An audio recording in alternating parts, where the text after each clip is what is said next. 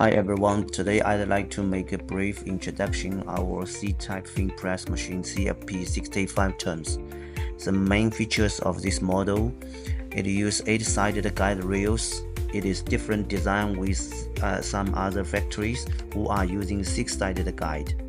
The 8-sided guide rail is more stable when stamping, and the machine has a longer service life.